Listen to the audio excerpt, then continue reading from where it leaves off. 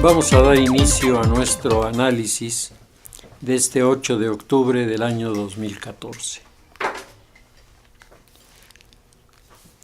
En el marco internacional hay dos notas que quisiera comentar.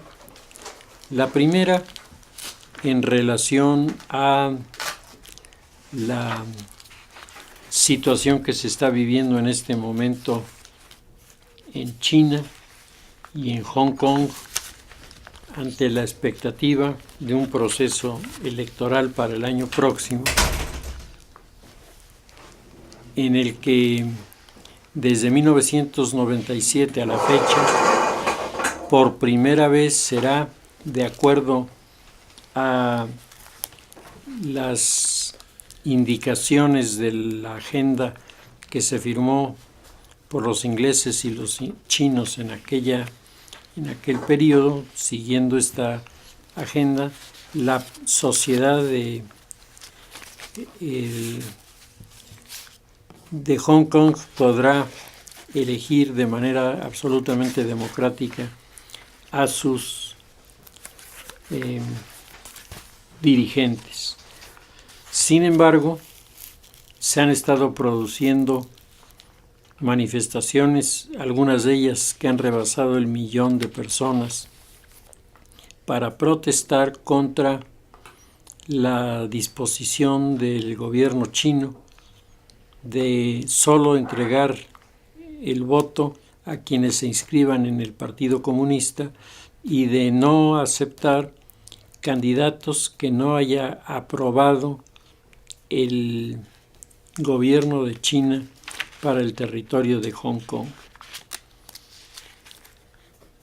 El asunto ha levantado en Hong Kong toda una ola de cuestionamientos y me parece que sería conveniente el revisar por qué las personas en Hong Kong están en esta actitud que es de desafío al gobierno chino.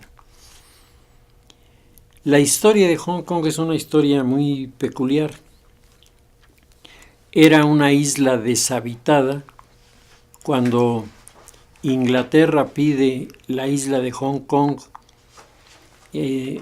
a los chinos como parte de la compensación de la Segunda Guerra del Opio. La situación en la isla era terrible porque una parte de la isla, la que naturalmente las personas hubieran elegido para vivir, es una zona llena de aguas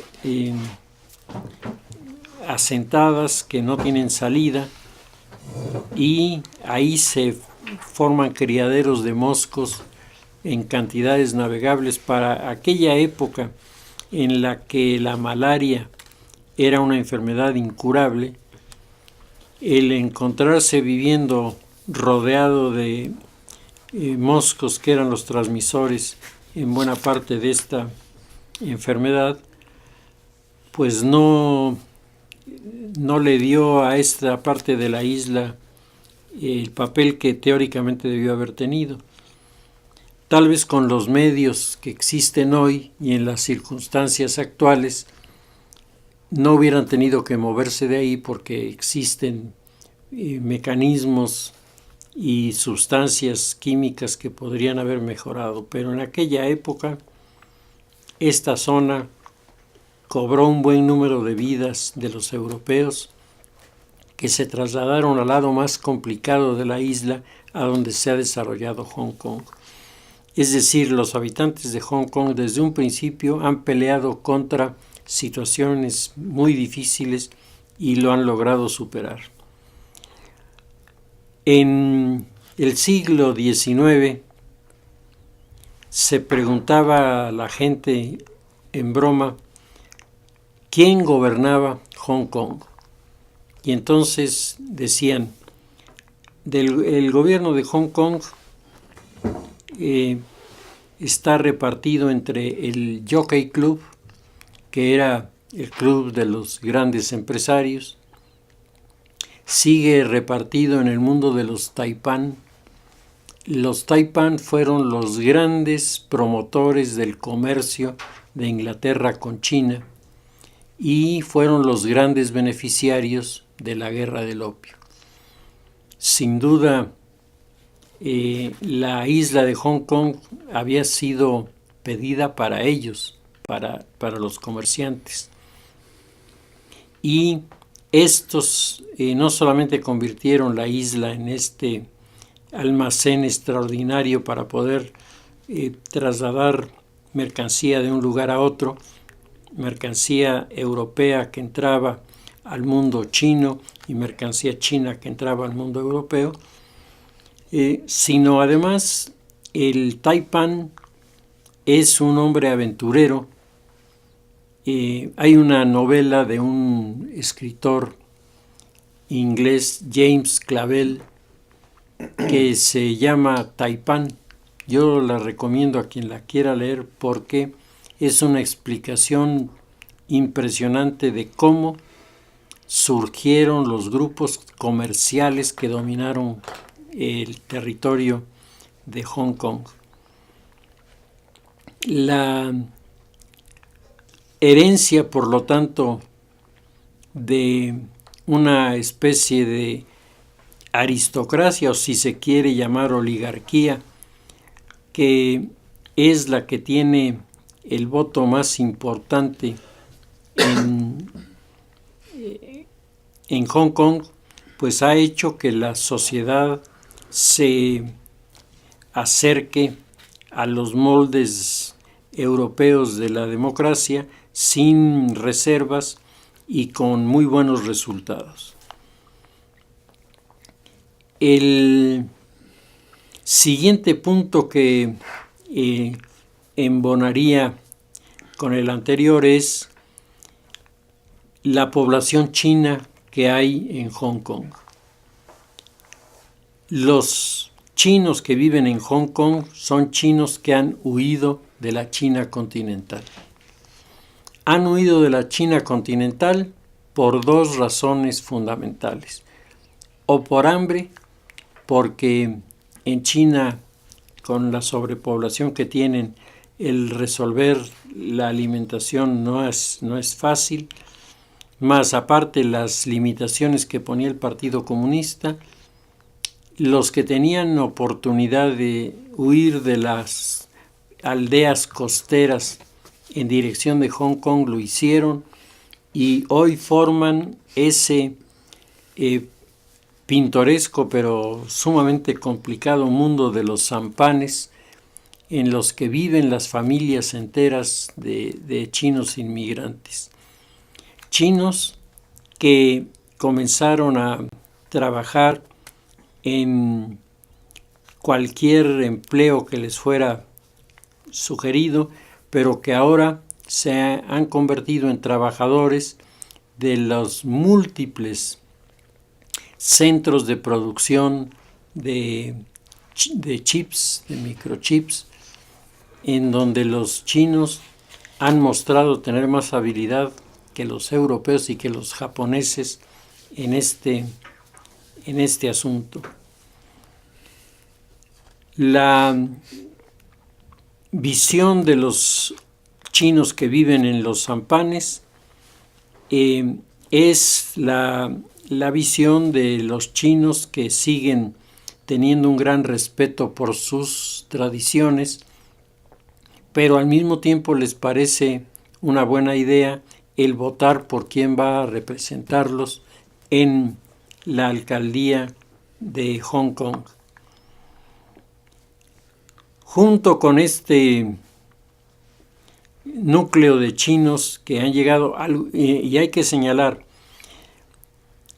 Hong Kong en 1997 tenía, 1,800 empresas grandes. 1,800 empresas grandes. Entre estas la Jardine, que es una de las más influyentes y que desde luego es una de las que tiene el mayor número de empleados en Hong Kong, y al mismo tiempo es una de las que más marca los requerimientos del sector comercial para poder seguir operando con ventaja. Entonces, de estos 1.800 empresarios grandes, hay aproximadamente la mitad que han hecho este capital en Hong Kong trabajando.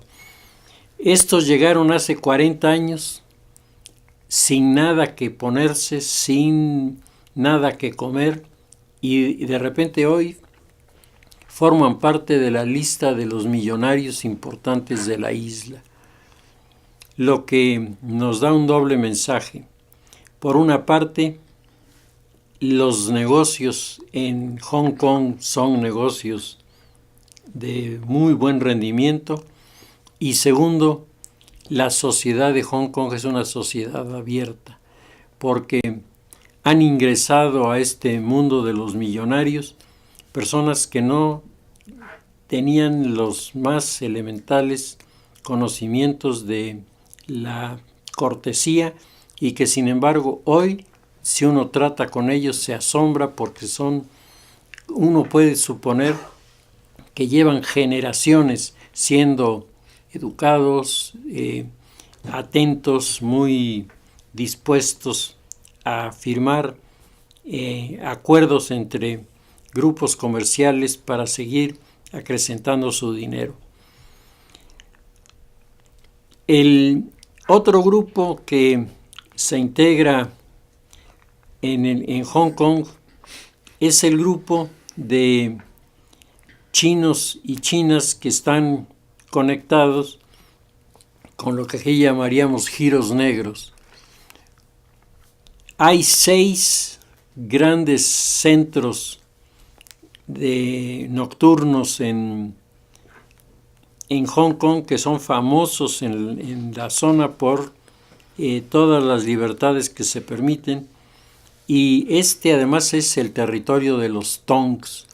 Los Tongs son sociedades secretas chinas que tienen algunas más de 500 años de existir y que configuran como los centros de poder en las áreas precaristas, en donde estos grupos reclutan a sus operadores, a sus vendedores, y reclutan también a sus sicarios, con los que se enfrentan entre ellos con una problemática pues parecida a la que nosotros vemos en nuestro entorno, en las ciudades, en donde la presencia de los narcos se va volviendo cada vez más y más evidente por un lado y peligrosa por la otra.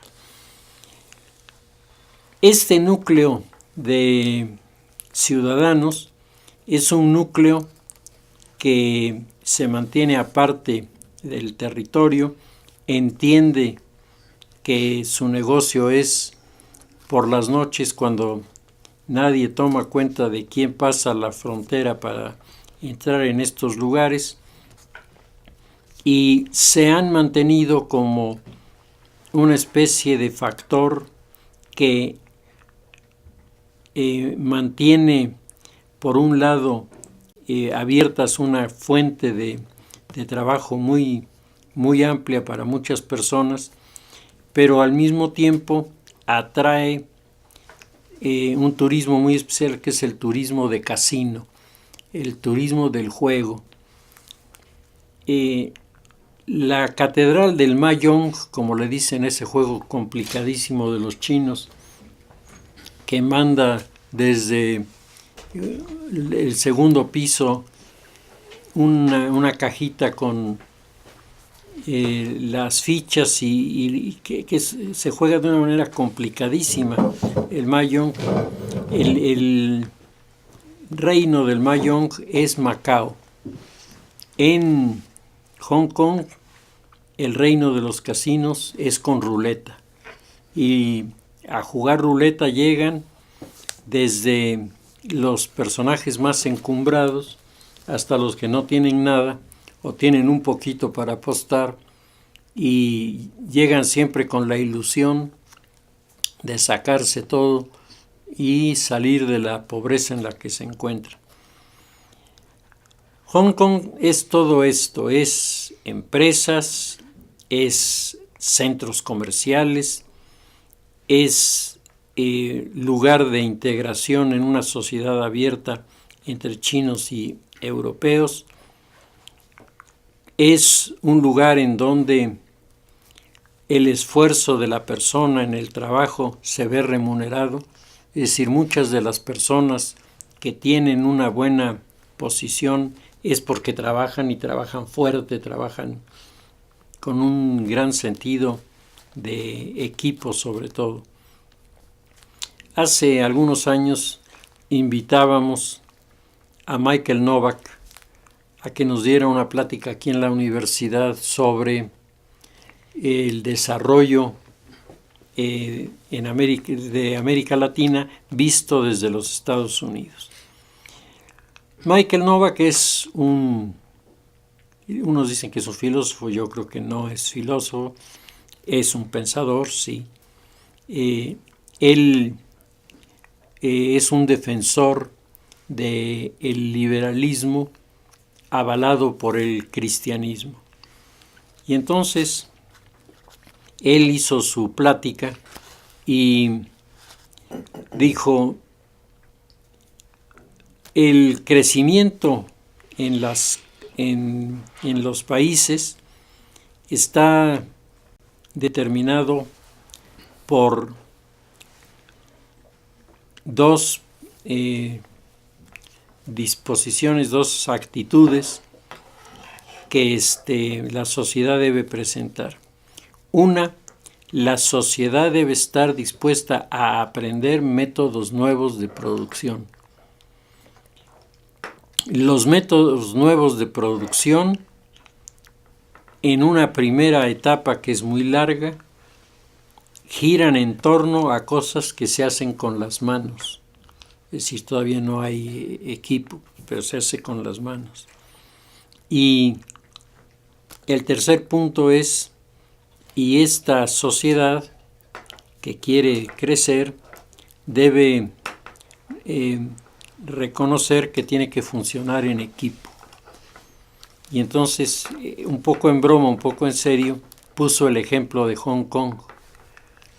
Dice: Hong Kong es el lugar que más claramente se describe con lo que yo propongo, porque en Hong Kong hay un clima en general de la sociedad de querer crecer, de querer consolidarse, y eso es un buen caldo de cultivo para comenzar a preparar personas que buscan sus propios negocios, sus propios nichos, desde los cuales alcanzar los recursos que necesitan. Dice, y por otro lado, los chinos en Hong Kong han resultado enormemente hábiles para trabajar con los microchips, más que los japoneses, más que los coreanos. Entonces, esto es extraordinario. Y dice, y podríamos decir que aplicado a los modelos deportivos, lo que hace falta es tener un grupo de personas que jueguen béisbol y coman con palillos. Y entonces dijeron, ¿pero por qué? Dice, primero porque el béisbol es un deporte en el que hay una estrategia que se piensa y el manager va dando las instrucciones previamente acordadas a los jugadores, que las respetan y entonces obtienen triunfos. Y comer con los palillos, porque si ustedes pueden comer un cuenco de arroz con palillos, pues es que tienen habilidad en las manos para armar un chip. Entonces, lo que en México deben hacer es jugar más béisbol, nos dijo, y comer más comida china. Él lo decía un poco en broma, pero después refiriéndose a Hong Kong, dijo, en el caso de Hong Kong, esto es así. Gente que está acostumbrada a comer con palillos como lo hacen los chinos, le resulta una manualidad accesible el poder comenzar a trabajar con los microchips y hacer las cosas bien. Y por otro lado es fácil imbuirles el espíritu de grupo en la medida en la que compiten en los grandes centros que hay de trabajo en Hong Kong. Compiten un grupo contra otro para ver cuál tiene la mejor producción, el mayor número de unidades producidas, pero al mismo tiempo el control de calidad es extraordinariamente exigente. Se trata no solo de hacer muchas cosas, sino de hacer muchas cosas bien. Y bueno, pues Hong Kong en ese sentido ha funcionado de manera muy intensa. Es una sociedad que se ha integrado en donde los conceptos de superioridad de raza que sobre todo los ingleses manejaron durante algún tiempo, pues en Hong Kong perdieron su sentido por esta sociedad igualitaria que se conformó. Y dentro de los pobres que llegan a Hong Kong hay también muchos pobres europeos que llegan allí buscando una alternativa que no tienen en sus países de origen. Entonces todo esto presenta una sociedad diferente, una sociedad acostumbrada al trabajo, una sociedad acostumbrada a crecer, una sociedad acostumbrada a vencer los obstáculos, pero una sociedad que haciendo todo esto también le gusta divertirse, le gusta tener espacios para su esparcimiento. El modelo del Partido Comunista Chino no se parece mucho a esto.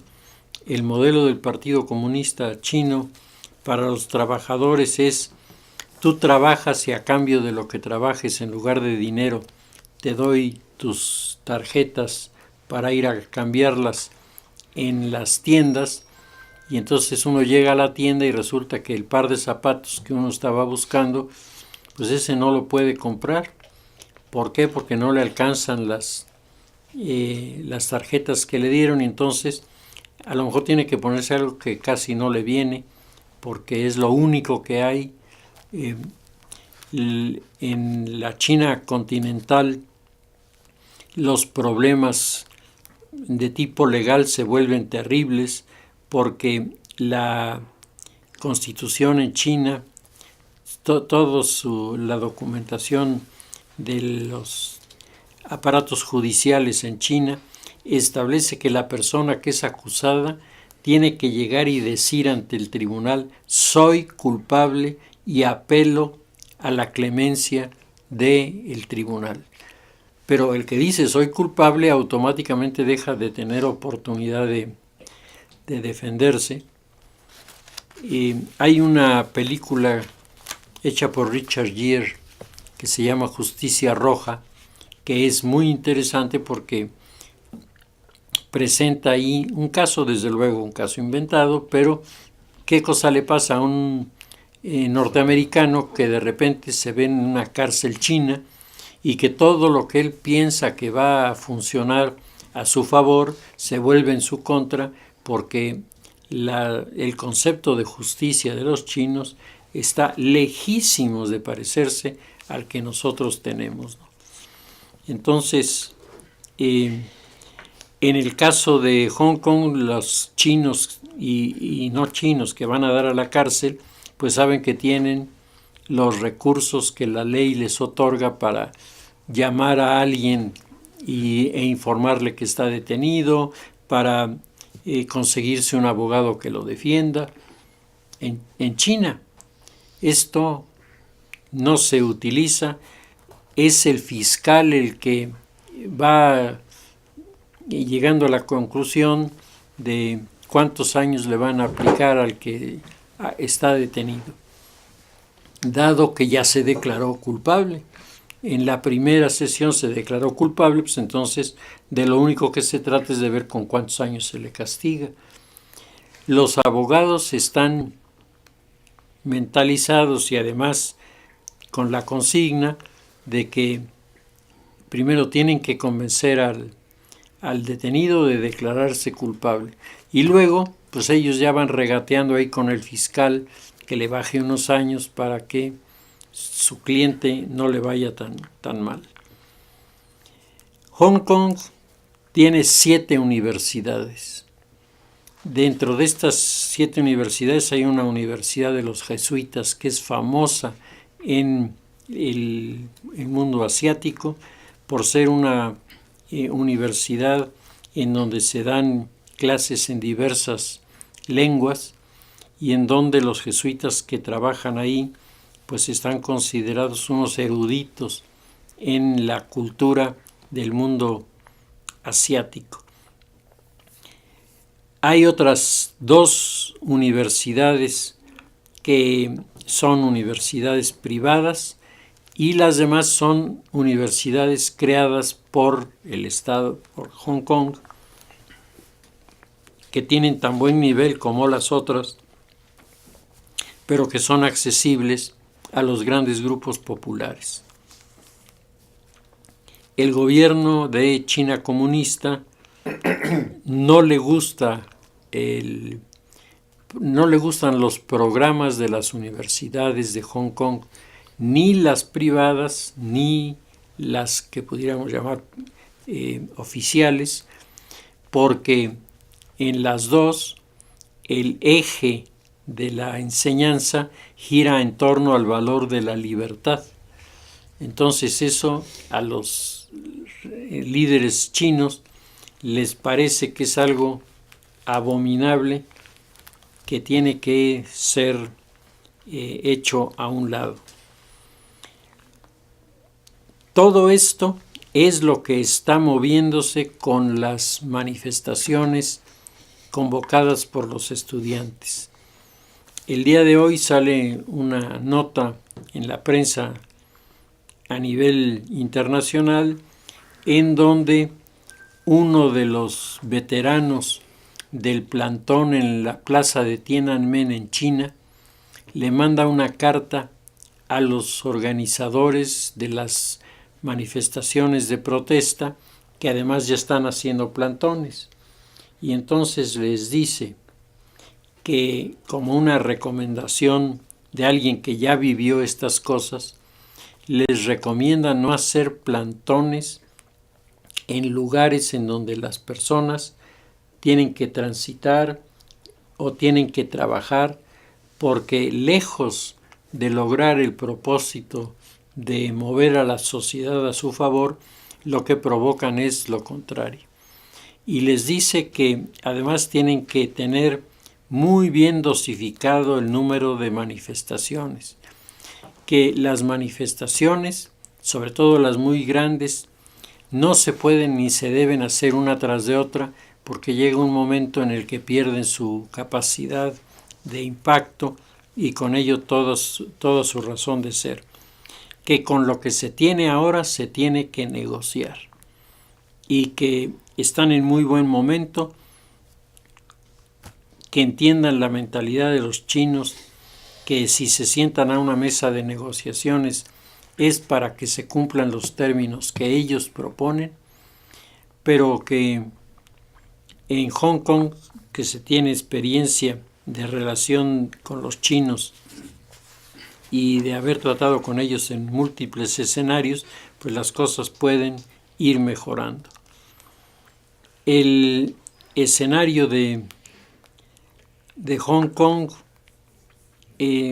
se tensiona porque si el gobierno chino de China continental se pasa de rosca en las medidas que está implementando, lo que va a ocurrir es que muchos de los capitales de las 1.800 empresas muy ricas que hay en Hong Kong se van a ir.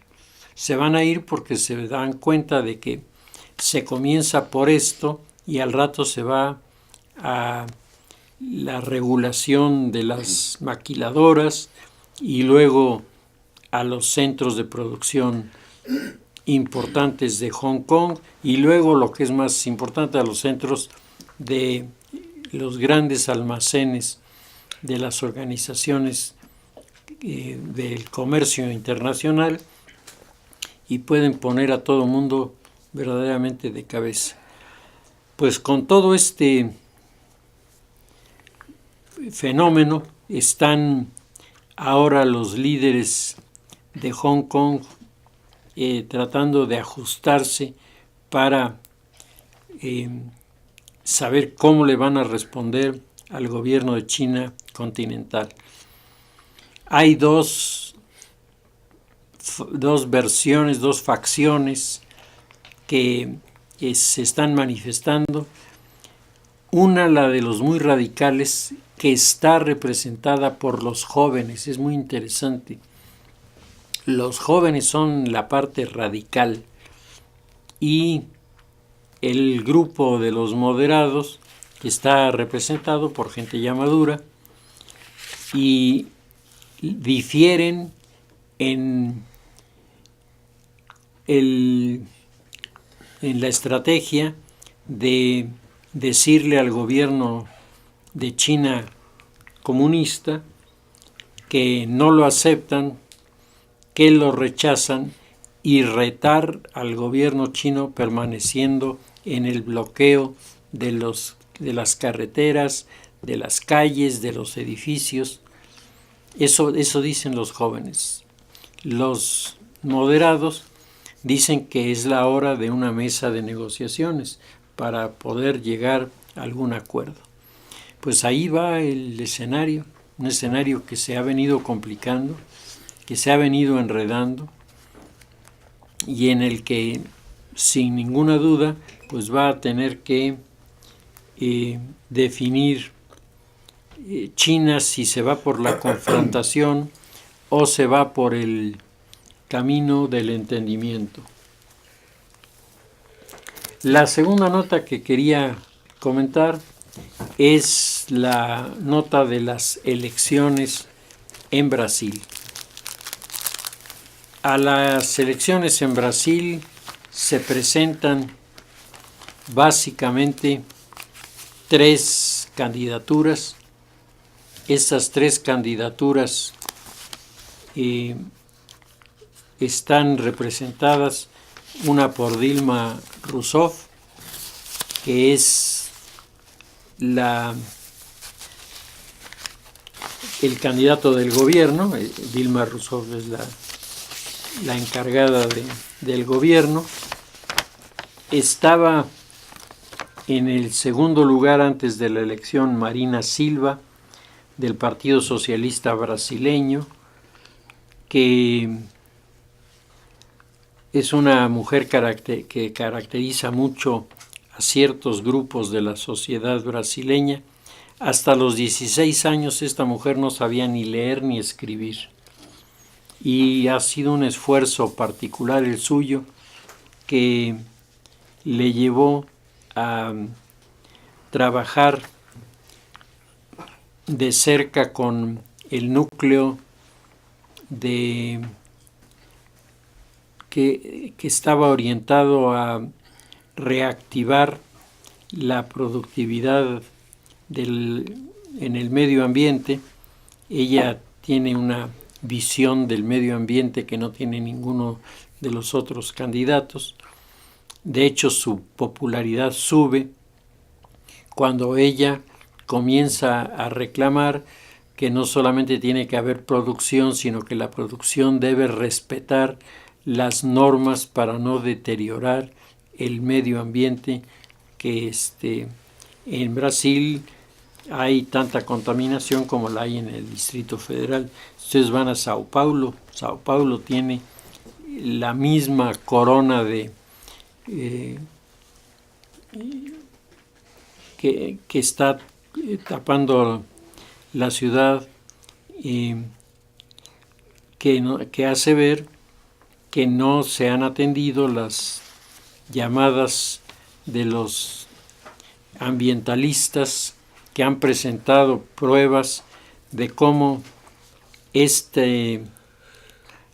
contaminación puede acabar causando daños irreversibles desde los bosques hasta las personas. Junto con Marina Silva y con Dilma Rousseff está Aécio Neves, el representante del Partido de la Socialdemocracia Brasileña, lo que nos presenta 3 modelos socialistas: el Partido de los Trabajadores, Partido de los Trabalhistas de Dilma Rousseff, el Partido Socialista Brasileño de Marina Silva y el Partido Socialdemócrata del Brasil de Aécio Neves.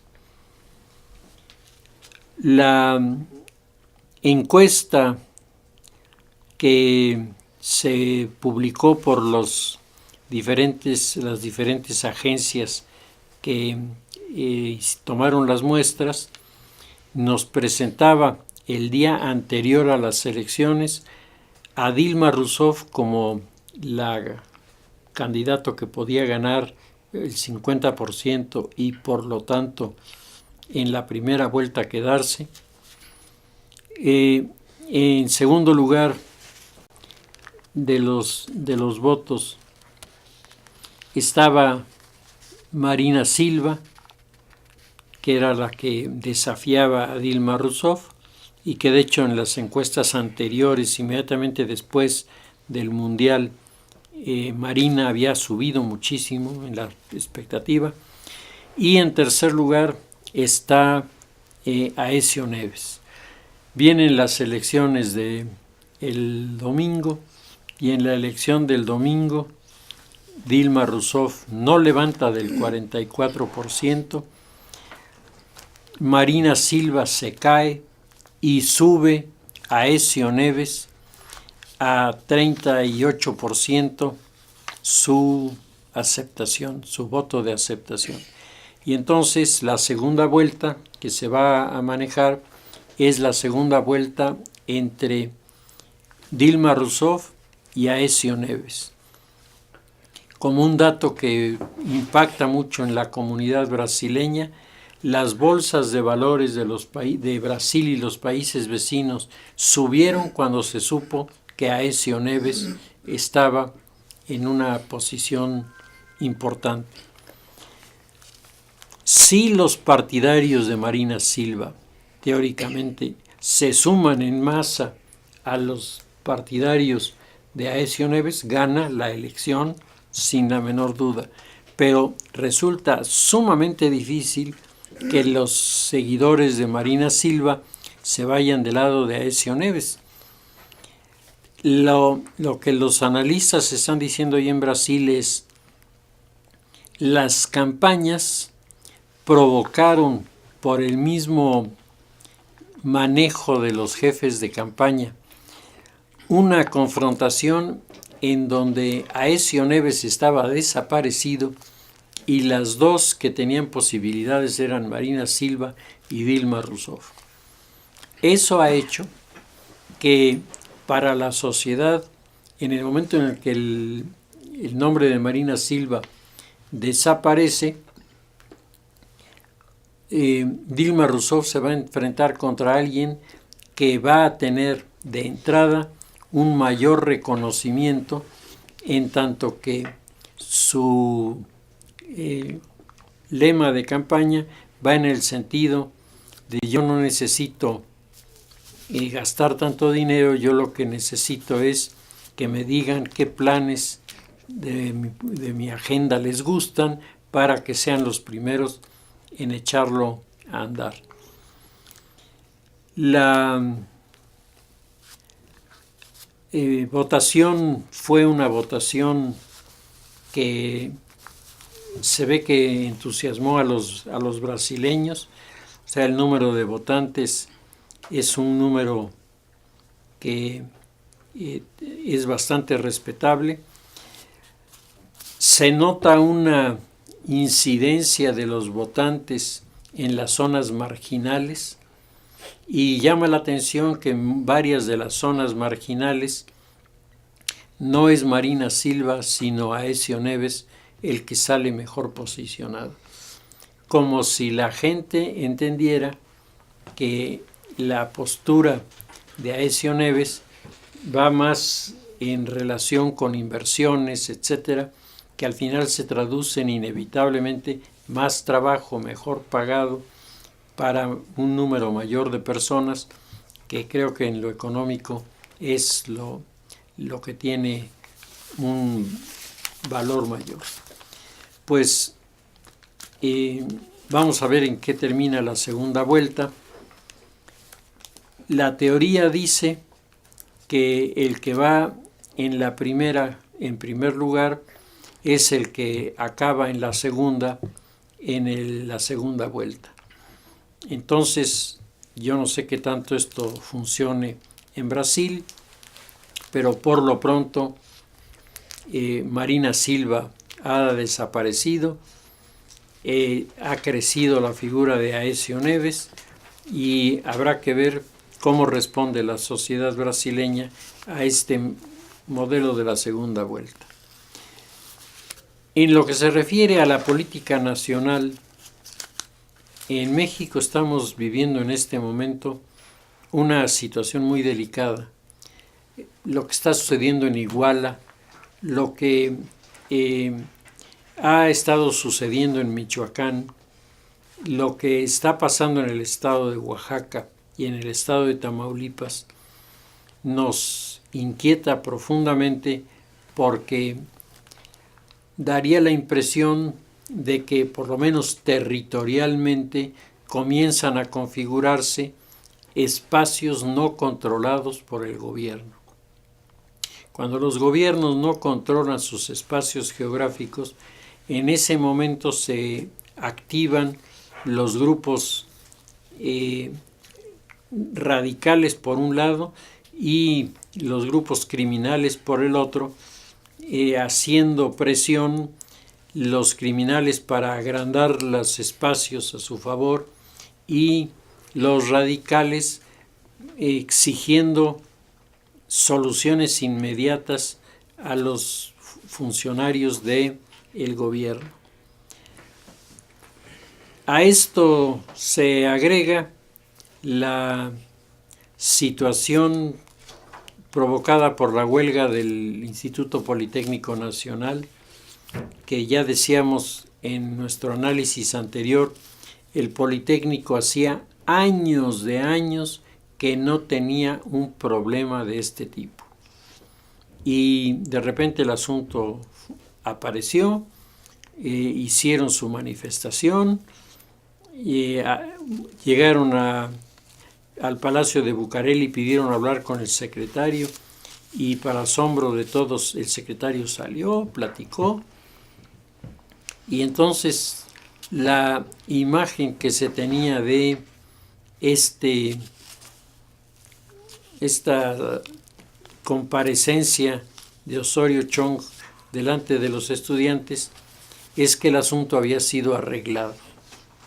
Esto fue arreglado y por lo tanto va a acabar en un abrazo entre todos y dándole al secretario de Gobernación mayor empuje.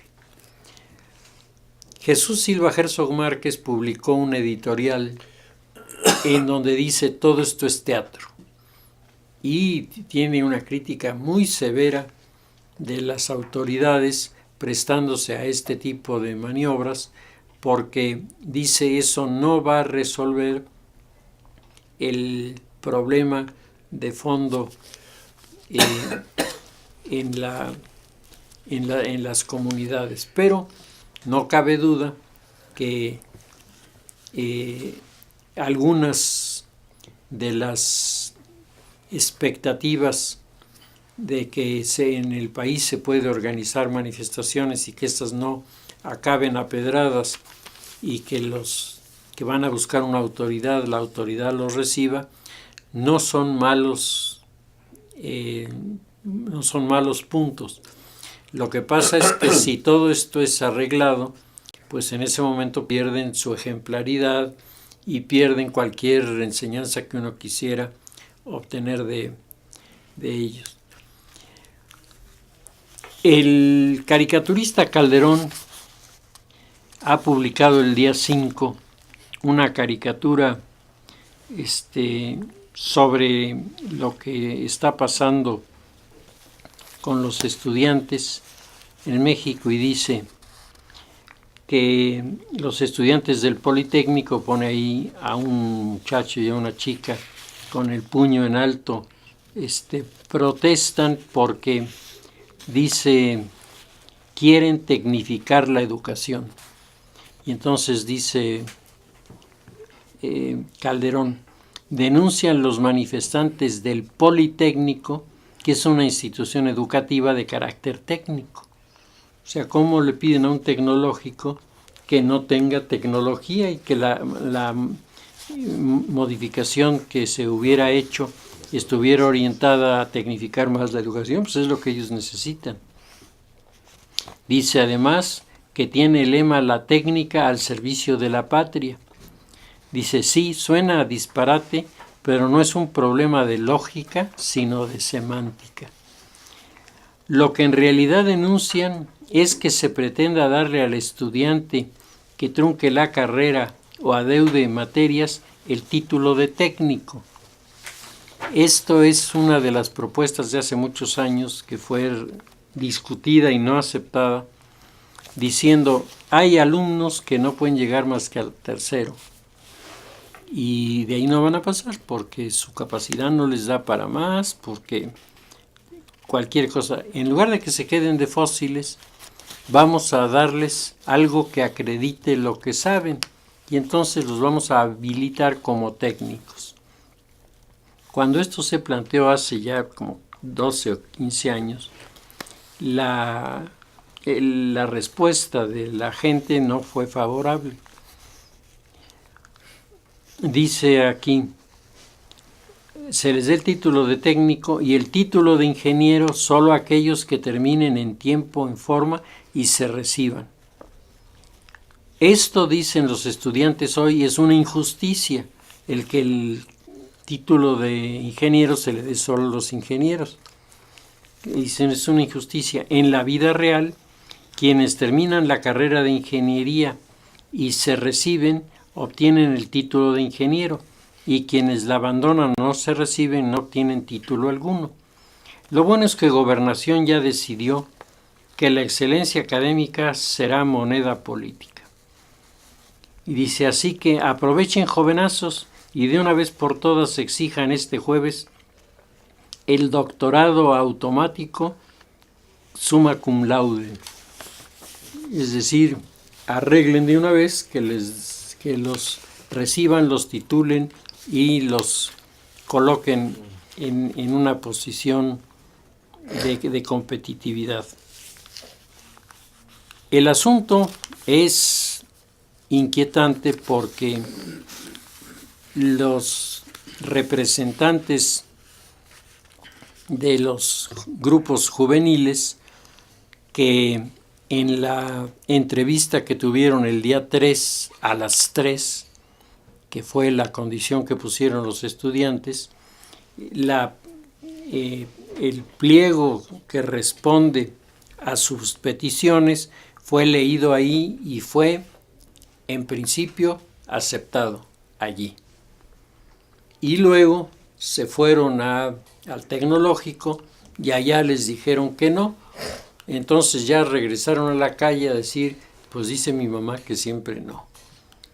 Y esto empantana muchas cosas porque la estrategia de la Secretaría de Gobernación, haya habido arreglo o no sobre la comparecencia, la estrategia de la Secretaría de Gobernación era tomar al movimiento del Politécnico como una especie de muñequito vudú en el que se hacen las reformas y todo va funcionando bien, y entonces ese es el mensaje a los demás grupos rebeldes que están protestando, diciendo, miren cómo sí se puede resolver un problema entre universitarios y autoridades sin que haya una confrontación. Esta estrategia se está hundiendo, está fracasando. Y están junto con este problema, pues álgidos los problemas en Oaxaca con la coordinadora. Los organismos empresariales de Oaxaca publicaron esta semana un desplegado de plana entera contando todo lo que les ha pasado, todo lo que han perdido, todo lo que se ha hundido. Y el gobernador de Oaxaca ni siquiera se toma el trabajo de contestar. Simplemente los ignora y sigue dejando a los grupos que se adueñen del centro de la ciudad, en donde los que ahí están asentados ya llevan un buen tiempo, han grafiteado todo, han echado a perder todas las fachadas, y hay una buena cantidad de lemas con el sentido de turistas, lárguense de aquí. ¿Qué cosa va a hacer Oaxaca si el turismo se va?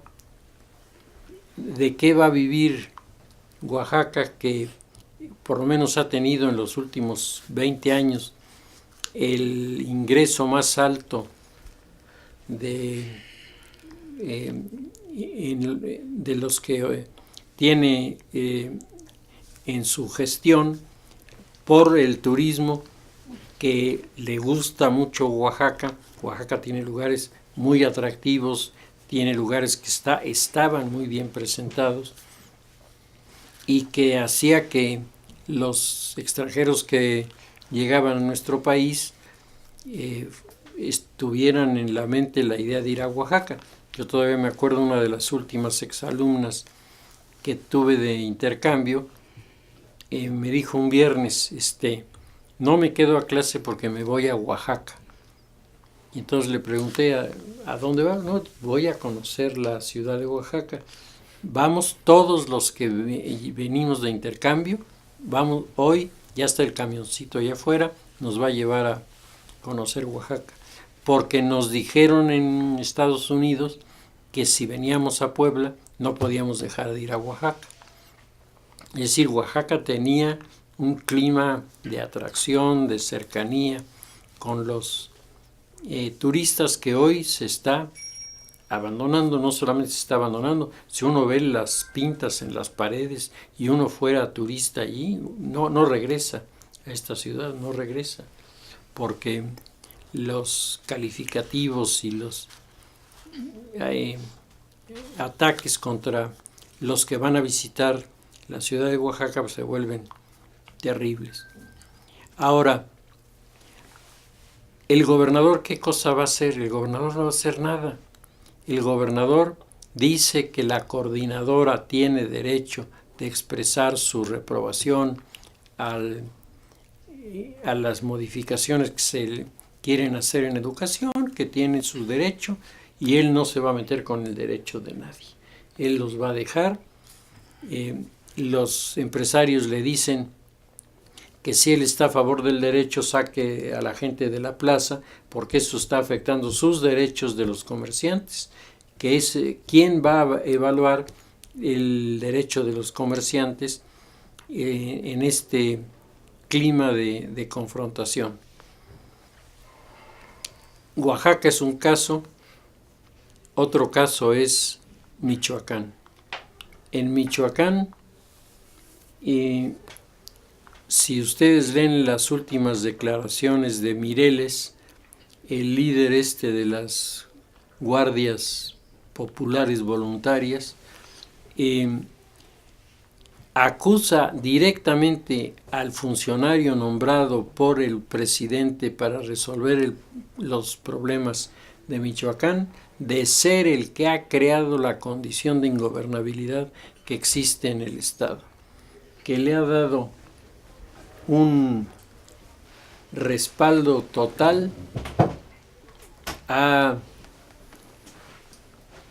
grupos de personas que están ligados con el narco, y por lo tanto por ahí no van a llegar a ninguna parte, que en el estado de Michoacán se está configurando con toda claridad la relación de los narcos con las autoridades, y eso es increíblemente delicado porque presenta delante del crimen organizado la imagen de debilidad y de incapacidad, que es la que anima a los criminales a tratar de adueñarse de posiciones de poder.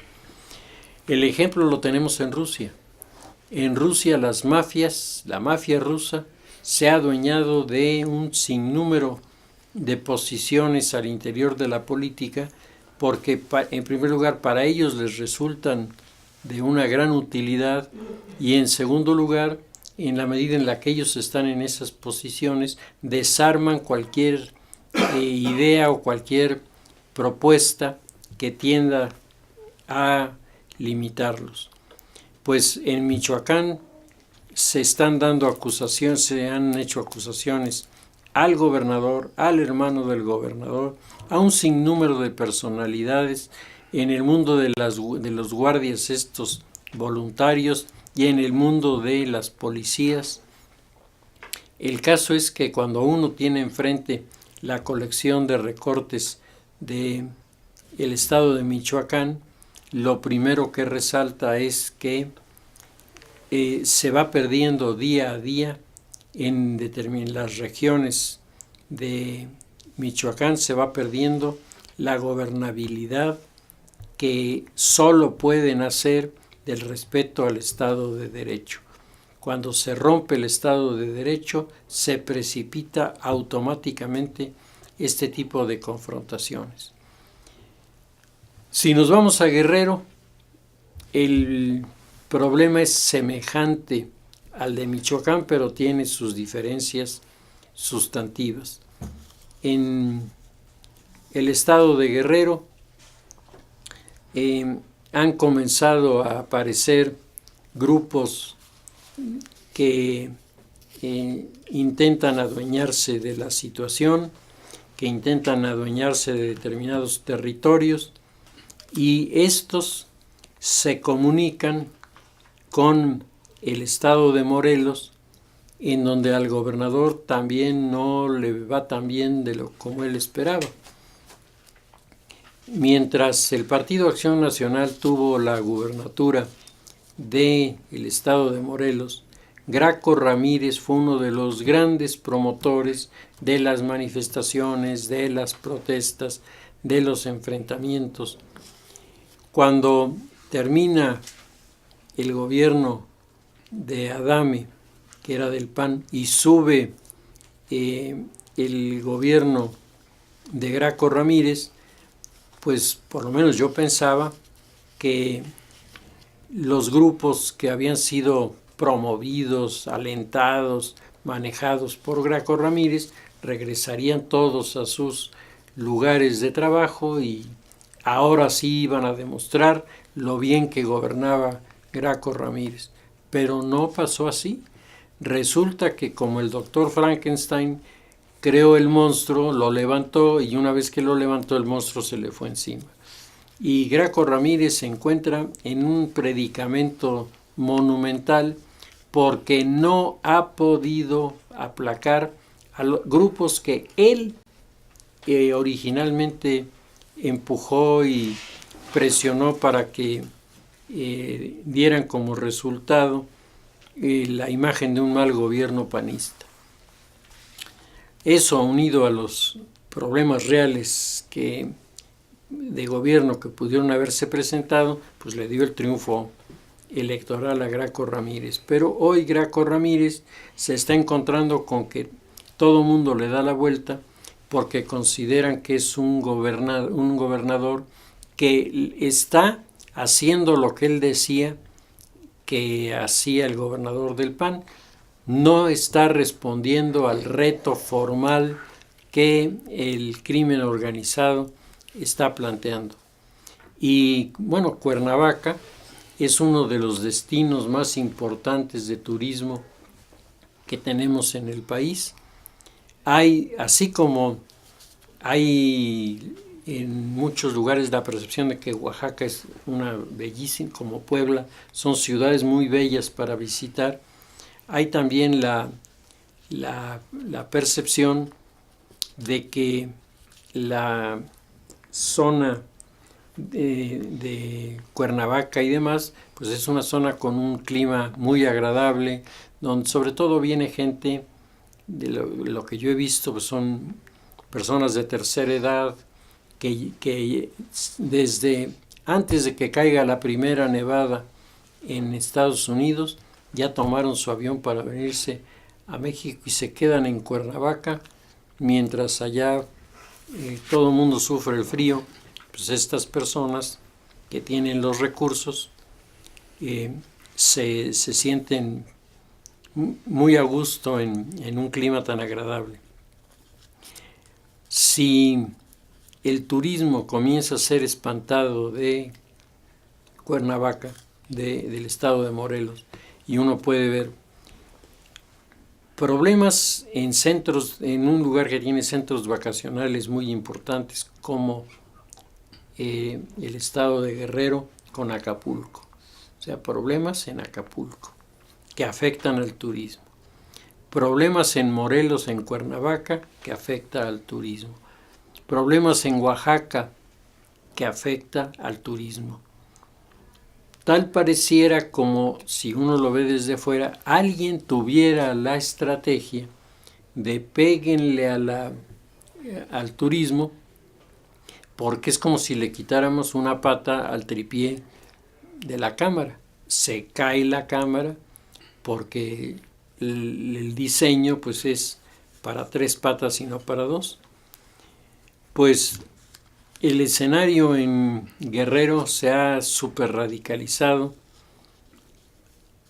Ahí hay un problema con una normal rural y, si ustedes se acuerdan, el problema de Michoacán comenzó con una normal rural.